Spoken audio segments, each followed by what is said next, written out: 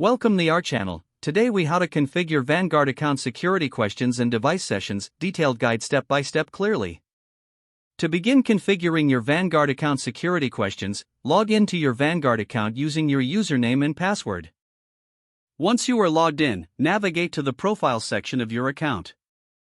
In the Profile section, look for the Security or Security Settings option. Click on the Security or Security Settings link to access your security options.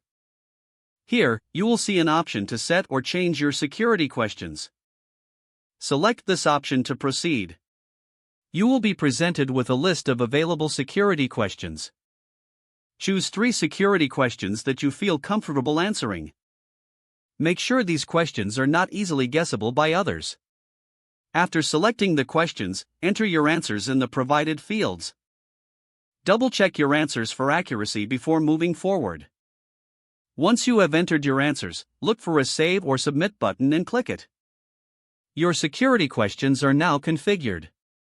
Next, to manage device sessions, return to the Security section of your profile. Find the option labeled Manage Device Sessions. Click on this option to view all devices currently accessing your account. Review the list of devices and their last access dates. If you see any unfamiliar devices, you can choose to log them out. To do this, select the device and click on the Log Out option. This action will terminate the session for that specific device. You can also set up additional alerts for account access from new devices. Look for the option titled Security Alerts in the Security settings. Enable alerts to notify you whenever your account is accessed from a new device. Finally, always ensure your contact information is up to date for account recovery. Your Vanguard account security questions and device sessions configuration is now complete.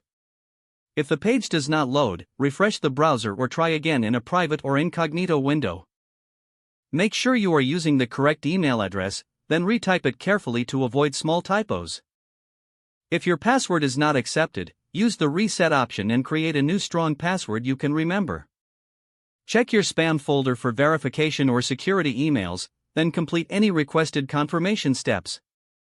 Don't forget to like this video and subscribe to our channel for more step-by-step tech guides.